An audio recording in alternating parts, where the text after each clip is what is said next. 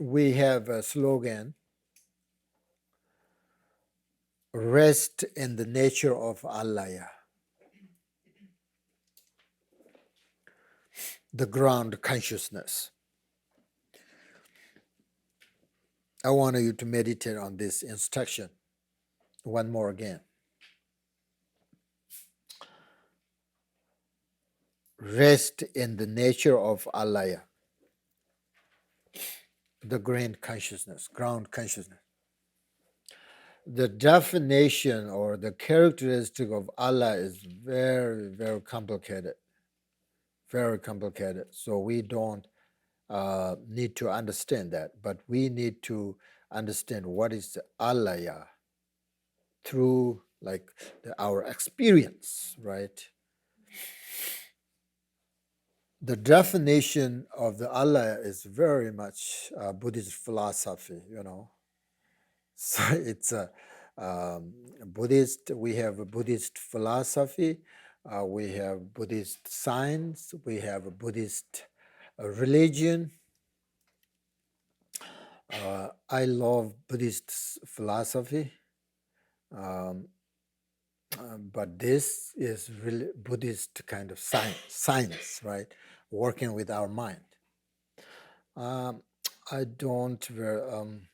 We don't practice Buddhist religion, right? There's lots of the rituals and using drum, bell, all the dharmas, and all these things. It's a religion. But science is very, very good. So the Alaya, you will understand Alaya through your meditation. Oh, this is Alaya. This is what if you know that when I was young, I studied Buddhist philosophy and I couldn't understand what is Alaya. This character, the definition is too complicated, and then there's lots of debate between the traditions, Karja, Sarja, Nyingma. They say, oh, yours is wrong. Oh, this is wrong. Oh, there are lots of different ideas, But then when I meditate, oh yeah, this is better way to understand Alaya. So when we meditate, we really understand what is Alaya is, So the ground consciousness. So this means we are going beyond all the thoughts, positive thoughts, negative thoughts. We're going beyond all of that. Instead, focusing on the Alaya, this consciousness. So in this meditation, we focus on alternating between looking at the mind and resting the mind.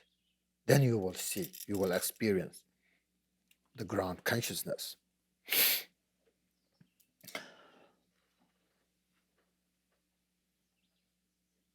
So easy way to, meditate the alternating between looking at mind and then rest in the mind, which means meditate by just resting in the essence. So this means the mind is not focused on anything, but rest in a completely stable way if you can, and then just to relax. If you can't,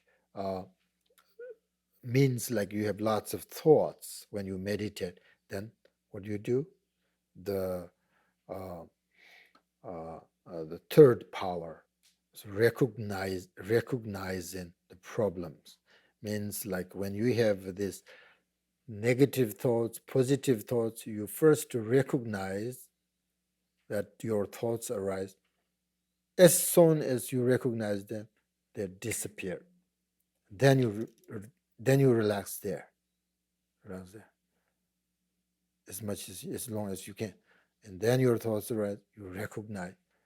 Means don't follow your thought, So then it's your mind not focus on anything, just to completely relax. So in this way, when you're focused on your mind, your concentration is directed towards looking at the essence of your mind, essence of your mind. This case, essence of mind is the alaya, the ground consciousness we will experience.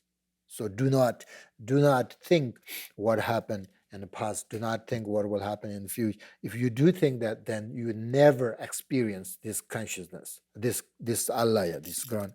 So you let the mind rest without any thoughts, without any thoughts. This is not nature mind. This is not nature mind, but this is the essence of the alaya, this ground consciousness, the ground consciousness. They are big different. The nature mind and ground consciousness is different. But first we have to, Brahma say that in order to recognize the nature mind, then first you have to develop this foundation. So if you do this, then your mind really, what do you call it? Sometimes you can call this like objectless shamatha, very stable. Once you have this kind of, you reach to the quality of this meditation, then you need a root teacher point out instruction of the nature mind, bam, you are there. So, but this time, you, in order to experience the alaya, this meditation, the thing is, you do not think, you don't think what happened in the past and future. As soon as you think that, then you are not there. You are not there. So just try to let the mind rest without thoughts. Without thought. Don't worry about this, what do you call it, clarity, awareness, all of these things, but just there. You make sure that you are not following your thoughts. So the antidote, when thoughts arise, to recognize your thoughts and let them naturally dissolve into this alaya, and then relax in that space as much as you can, So it's through this kind of meditation, actually, you see the thought is just really movement of this alaya. You will see it. Oh, it's this come from there, and then nothing exists other than that. So, with this meditation, you will experience the ground consciousness, the alaya, So, of course, when we meditate, it, uh, this kind of, so your thoughts actually, especially for beginners, we do have lots of thoughts, but that's not the problem.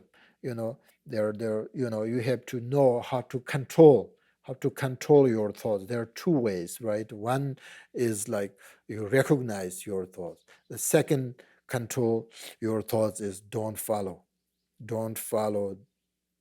um, Teachers always say don't go further, means don't follow your thoughts. You just recognize, and then they're naturally dissolve into this ground alaya. So this is how you practice with your thoughts, with your how you control. How you control your thought. Otherwise, you cannot stop your thoughts. What you can do is like you can recognize the thoughts and then not thinking about past and not thinking about future. So you're only this moment. That's very important. This moment, your present moment, your focus on present. This is your life. Your life. The past and future is not our life. I think you never know what will happen. So this moment is our life. Make sure that you're happy this moment, right? So this moment is continuum, right? It's lots of like millions of these moments. It's just continuum. It's impermanent. It's impermanence, but make sure that you have happiness this moment, this moment, this moment. Focus on that. That's the alaya. That's also like mindfulness. That's also like shamatha. Everything there. So meditate on that for a few minutes, please. Okay.